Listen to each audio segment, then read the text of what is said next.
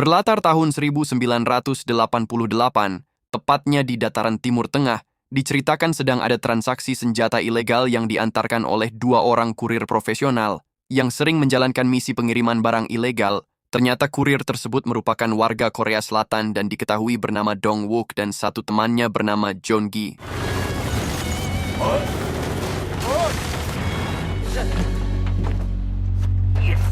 부장님, 우리 형이 세계에서 제일 군대를 가봤어야 알지. Kemudian setelah berhasil mengantarkan senjata ilegal, si perantara langsung memberikan upah sesuai perjanjian yang telah ditentukan sebelumnya. Selain itu, beliau juga memberikan sebuah tiket balapan di Amerika Serikat. Karena diketahui Dong Wook bercita-cita menjadi seorang pembalap profesional, mereka berdua juga berencana pulang kampung terlebih dahulu, bermaksud untuk mempersiapkan balapan dan kebutuhan lainnya. 야!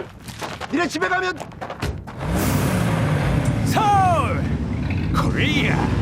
Singkat cerita, sesampainya di sebuah bandara Korea Selatan, ternyata Dong Wook sudah ditunggu oleh salah seorang temannya yang bernama Boknam.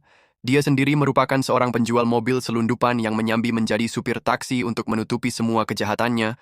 Walaupun saat Dong Wook akan memasukkan barang bawaannya ke dalam bagasi mobil, secara mengejutkan mereka bertiga dikejar oleh beberapa orang tidak dikenal. Mengetahui hal tersebut, Dong Wook tanpa basa-basi langsung memacu mobilnya dan meninggalkan bandara.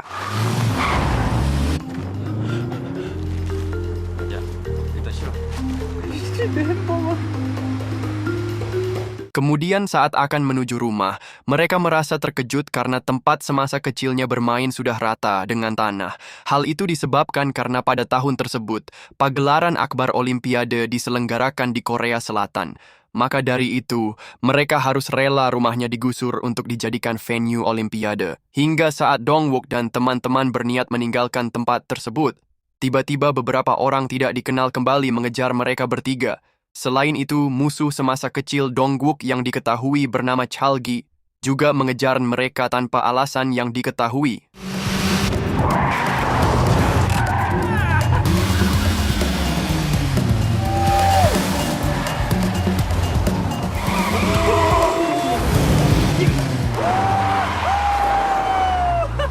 Berkat skill mengemudi yang dimiliki, pada akhirnya mereka bisa lolos dari kejaran orang-orang gak jelas. Kemudian dari sana, mereka langsung menuju base camp yang sering dijadikan tempat nongkrong, sekaligus workshop ketika mereka bekerja. Dan ternyata, di sana sudah ada teman lainnya bernama John dan adik kandung perempuan Dong Wook yang diketahui bernama Yeonhee. Welcome to 조선. Welcome to 봐라, 이거 얼마나 핫해. 우리 준기 잘 지냈죠? Dari sini kita akan mendapatkan sebuah fakta, bahwa beberapa orang misterius yang tadi mengejar mereka adalah pegawai kejaksaan yang dipimpin oleh seorang jaksa bernama An. Ternyata maksud kedatangan mereka tidak lain dan tidak bukan untuk menangkap Dong Wook dan kawan-kawan atas tindak kejahatan yang selama ini telah mereka lakukan. Secara tidak disangka, jaksa An memberikan sebuah opsi dan bersedia membersihkan nama mereka agar lolos dari jeratan hukum. Tapi dengan satu syarat, mereka harus bersedia menerima tugas dari jaksa An yang kini sedang menyelidiki sebuah kasus besar, yaitu sebuah kasus pencucian uang yang dilakukan oleh para pejabat korup di Korea Selatan. Hingga karena merasa terdesak dan tidak ada pilihan lain, pada akhirnya Dong Wook dan kawan-kawan bersedia menerima tugas tersebut. Ternyata mereka semua ditugaskan untuk menyelidiki seorang pejabat yang diketahui bernama Kang In-suk. Dan untuk langkah awal, mereka akan menyusup dengan cara mengikuti seleksi kurir yang diadakan oleh Kang In-suk pada esok hari. 강인숙 사채시장 대통령, 지금은 우리도 검찰 스파이라도 되라는 거. 테스트는 바로 내일. Scene sejenak berpindah ke sebuah pemandian air panas. Terlihat Kang In-suk dan anak buahnya yang bernama Lee sedang menghadap dalam kasus pencucian uang yang mereka sebut sebagai sang jenderal, di mana saat itu si jenderal memerintahkan bahwa uang hasil pencucian akan dibawa melalui pesawat terbang tepat pada saat pembukaan Olimpiade. 물렁물렁해 보여도 은근히 야마가 있어. Akhirnya acara seleksi kurir pun dimulai. Terlihat beberapa pengemudi terbaik di Korea Selatan, termasuk Chalgi, mengikuti kontestasi tersebut. Mereka ternyata ditugaskan mengantar pemutar musik jadul ke sebuah hotel yang telah ditentukan, dan siapa saja yang sampai duluan di sana akan dinyatakan sebagai pemenang dan menjadi kurir khusus Kang In-suk. Kemudian setelah semua peserta melakukan persiapan, aksi balap-balapan pun dimulai.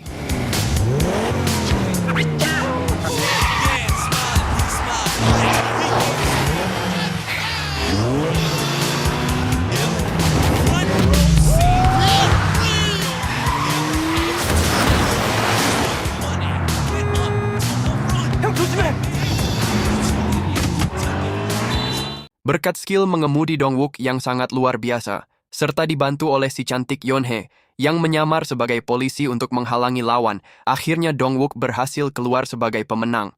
Kemudian sesampainya di hotel yang dituju, mereka semua ternyata telah ditunggu oleh Kang In-suk yang sudah siap menjamu dengan hidangan mewah dan beberapa hadiah lainnya.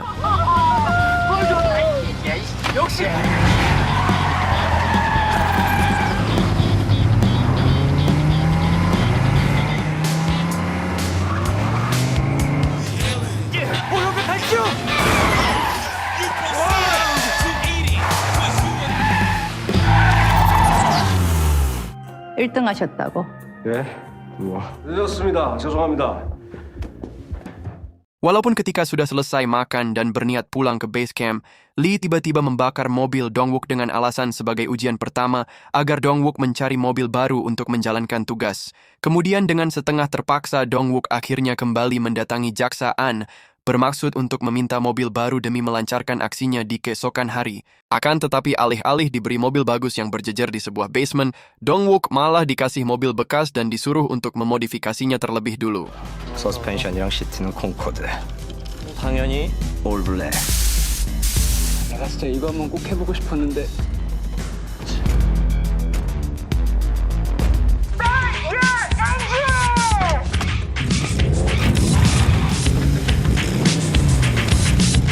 Berbeda halnya dengan Jaksa An, kepala jaksa yang bernama Wong In malah meragukan profesionalisme Dongwook dan temannya.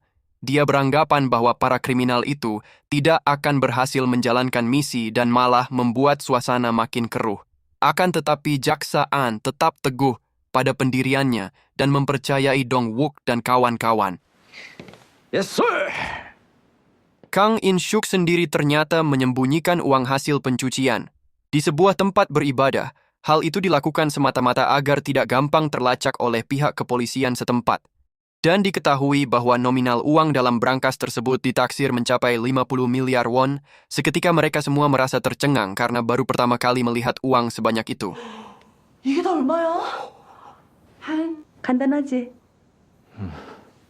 Kemudian pada malam hari, tibalah saatnya Dongwook menjalankan debut pertamanya menerima tugas.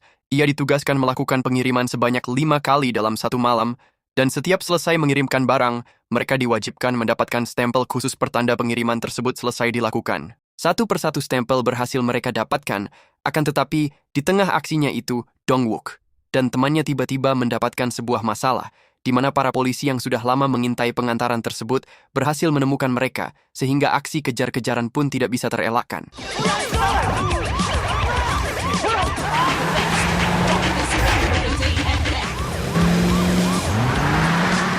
Lagi dan lagi Dongwook berhasil lolos berkat skill mengemudi yang dia miliki. Kemudian dari sana Dongwook melaporkan tentang beberapa informasi yang berhasil mereka dapatkan kepada Jaksa An.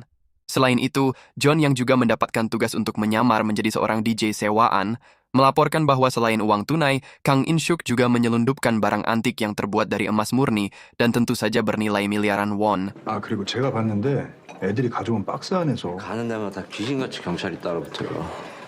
펜트하우스 안에 밀실도 있었어요. Seperti anak muda lain pada umumnya, berlokasi di base camp, mereka semua merayakan keberhasilan misi pertama dengan sebuah pesta kecil-kecilan dan bersenang-senang sebelum melanjutkan misi yang lain. Hingga setelah selesai makan-makan di sebuah restoran, tiba-tiba mereka dihampiri Kang In-suk bersama asisten pribadinya yang diketahui bernama Yoon-ji. Ternyata maksud dari Kang In-suk menemui mereka semua, yaitu untuk memberikan hadiah berupa apartemen mewah dan sebuah cek bernilai 100 juta won. 들어가세요. 들어가시오. Pada malam harinya mereka ternyata kembali melakukan pesta minuman keras di sebuah bar. Tanpa sadar, aktivitas mereka ternyata diliput oleh salah satu stasiun televisi nasional yang saat itu langsung memberitakannya secara live. Mengetahui bahwa wajah mereka telah terkespos oleh media, jaksaan kemudian memperingatkan bahwa jangan terlalu mencolok agar penyamaran mereka tidak dicurigai. Singkat cerita, tidak terasa Olimpiade Korea Selatan pun akan segera digelar. Mengetahui hal itu, Yoon Hae mengajak Boknam untuk menghadiri acara pembukaan Olimpiade. Karena acara tersebut akan dihadiri oleh beberapa artis ternama di Korea Selatan, Boknam yang tak kuasa menolak ajakan wanita cantik dan bohai itu, seketika menerima ajakan tersebut dan langsung tancap gas menuju tempat yang dimaksud. 오늘 배달 3시야, 알지? 가면 Singkat cerita, detik, menit, dan jam telah berlalu, tapi Yeonhae dan Boknam tak kunjung kembali ke base camp. Dongwook, yang merasa khawatir akan terjadi apa-apa pada adik kesayangan dan temannya, pada akhirnya memutuskan untuk menyusul mereka untuk memastikan tidak terjadi apa-apa. Akan tetapi ketika di tengah perjalanan, Dongwook dan Jungi tiba-tiba dipepet oleh 2 buah truk besar yang seketika membuat mobilnya terseret ke pinggir jalan, dan ternyata itu semua adalah ulah dari Lee yang sudah menyandera Yeonhee dan juga Boknam.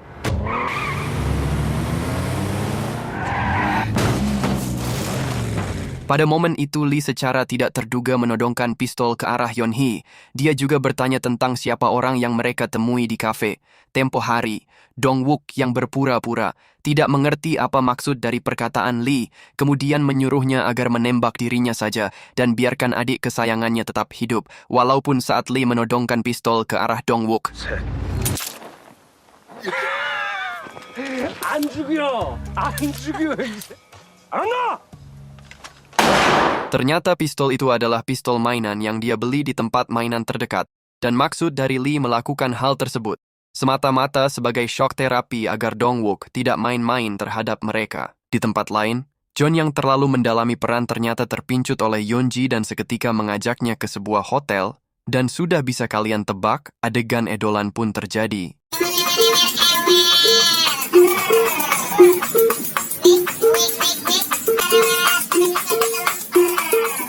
Ternyata selain menghakok wanita cantik itu, John punya niat terselubung yaitu menduplikat kunci ruangan rahasia yang di dalamnya berisi semua bukti kejahatan yang dilakukan oleh Kang In-suk. Kemudian saat Yeonji pergi ke kamar mandi untuk mandi wajib, John secepat mungkin menduplikat kunci menggunakan sebuah alat yang dia bawa. Di sisi lain, Dongwook yang telah sadar bahwa apa yang mereka lakukan membahayakan nyawa, kemudian mendatangi jaksaan dan memutuskan akan berhenti menjalankan tugas yang sudah disepakati, walaupun jaksaan memohon agar ia membantunya kali ini saja. Dongwook tetap teguh pada pendiriannya dan langsung meninggalkannya begitu saja. Tapi teman-teman Dongwook termasuk Yeonhee memutuskan untuk melanjutkan misi dan akan membongkar semua kebusukan Kang In-suk. Mereka semua percaya bermodalkan kunci duplikat yang dimiliki oleh si John akan lebih mudah masuk ke ruangan rahasia dan mengambil semua bukti-bukti kejahatan sesuai instruksi dari jaksaan. 안 되지. 우리 이윤이가 덧돌아이지. 니들 동욱이 못 만났어? 굉장한 유단자예요. 20년 하지. Singkat cerita, pada keesokan hari, terlihat keempat teman Dongwook tengah melancarkan aksinya. John yang bertugas untuk mengalihkan perhatian para penjaga, sengaja membuat keributan dengan musik DJ yang sengaja dia buat rusak dan meminta para petugas agar membantunya membereskan hal tersebut. Sementara itu Yeonhae yang bertugas menyamar menjadi seorang pelayan, dengan mudahnya bisa mendapatkan akses masuk ke ruangan rahasia milik Kang In-suk. Kemudian Jungi dan Boknam yang menunggu di pinggir jalan, bersiap dengan mobil taksinya agar nantinya mereka semua bisa melarikan diri jika terjadi hal-hal yang tidak diinginkan. Dan benar saja, setelah berhasil mendapatkan bukti kejahatan milik Kang In-suk, penyamaran Yeonhee dibongkar oleh salah seorang pelayan yang mencurigai gerak-geriknya. Atas hal itu, pelayan itu pun langsung memanggil petugas lain agar mengejar Yeonhee dan langsung menangkapnya. Namun ketika Yeonhee berusaha melarikan diri secara tiba-tiba,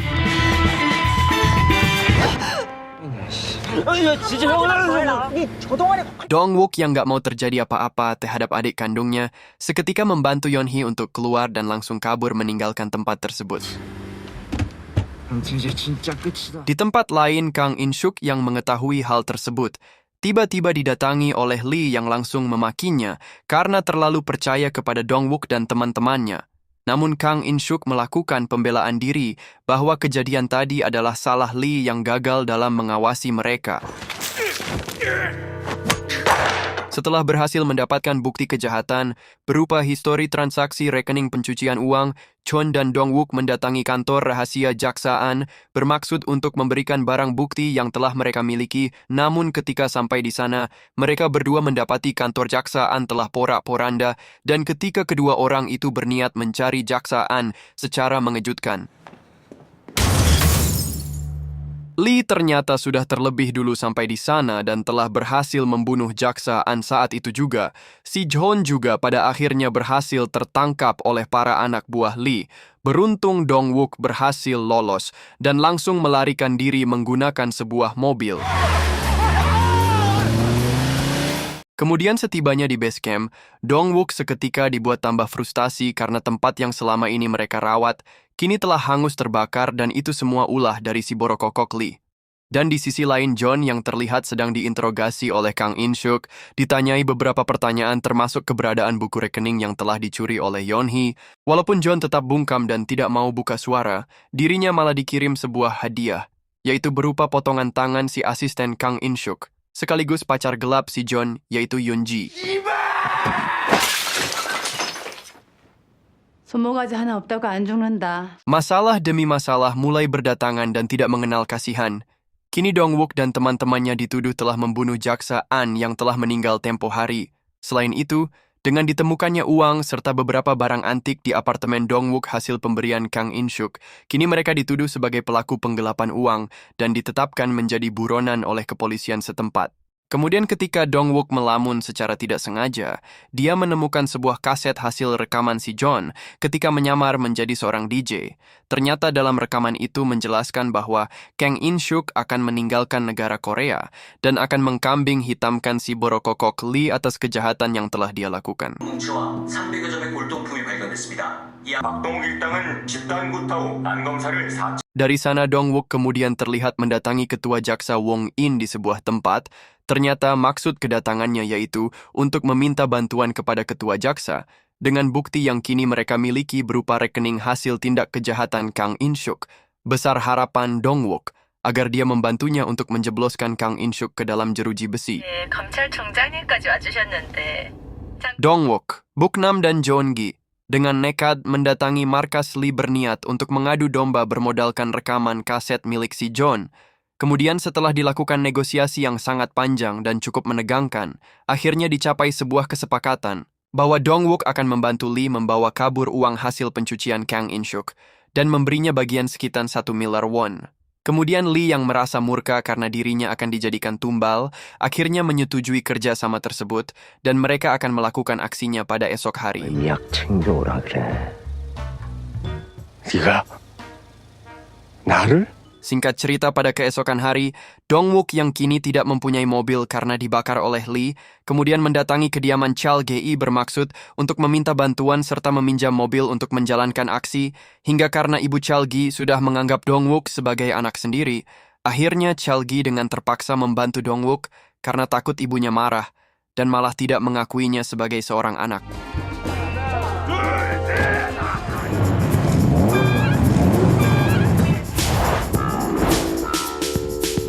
Setelah memodifikasi mobil sedemikian rupa, akhirnya aksi pengiriman uang pun akan segera dimulai. Dong-wook yang ditugaskan membawa uang di sebuah vihara tempat uang disembunyikan, kemudian menjalankan tugasnya dengan dikawal oleh salah seorang ajudan kepercayaan Lee.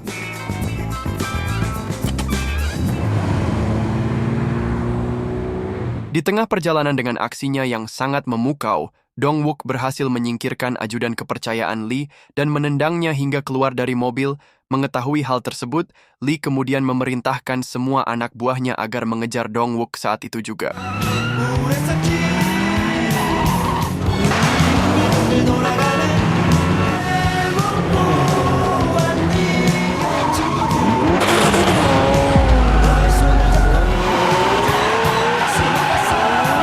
Walaupun ketika para anak buah Lee berusaha memepet mobil Dongwook secara tidak disangka, Boknam tiba-tiba datang membantu Dongwook dengan mobil taksi miliknya.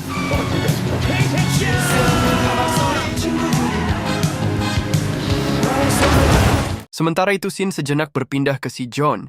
Terlihat dirinya tengah disekap di sebuah tempat dengan tangan serta kaki yang terikat. Walaupun secara tak disangka, Yeon-hee yang kembali menyamar menjadi seorang pelayan berhasil membebaskan si John dan langsung pergi meninggalkan tempat tersebut.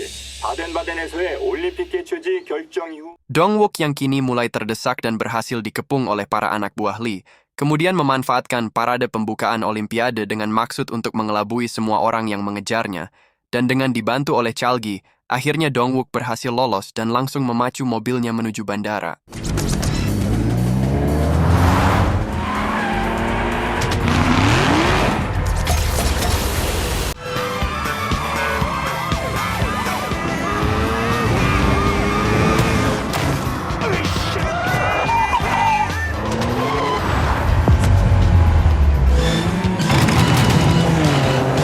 Di sisi lain, Boknam yang sudah kewalahan menahan beberapa anak buah Lee, tiba-tiba mengalami sedikit crash yang membuat mobilnya saat itu terbalik. Walaupun saat mobilnya akan meledak, tiba-tiba si John yang telah dibebaskan oleh Yeon-hee datang membantu dan langsung menyelamatkannya. Dongwook yang telah berhasil memasuki kawasan bandara, kemudian berusaha semaksimal mungkin menuju lokasi pesawat yang sebentar lagi akan lepas landas. Selain itu, John kembali beraksi dengan mobilnya, dan kini berhasil menyingkirkan si Borokokok Lee dengan cara menabrak mobilnya hingga tersungkur ke pembatas jalan.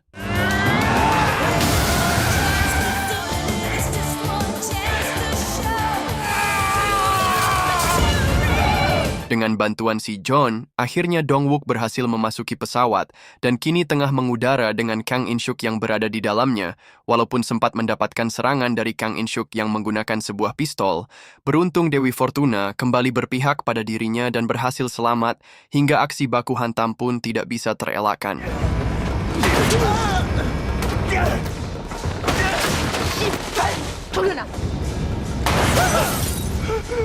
Di tengah kerusuhan di dalam pesawat tersebut, Dongwook ternyata dengan sengaja menyangkutkan mobilnya dengan tumpukan uang yang ditaksir bernilai miliaran won. Hal itu semata-mata untuk menggagalkan rencana Kang In-suk dengan si jenderal yang berniat membawa kabur uang tersebut ke luar negeri.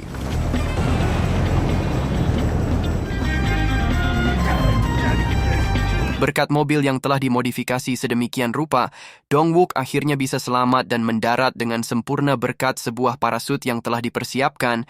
Kemudian kini kejaksaan berhasil mengungkap kasus pencucian uang dengan bukti yang telah diberikan oleh Dongwook, dan saat ini Kang In-suk berhasil dijebloskan ke dalam penjara untuk menanggung semua perbuatan yang telah dia lakukan.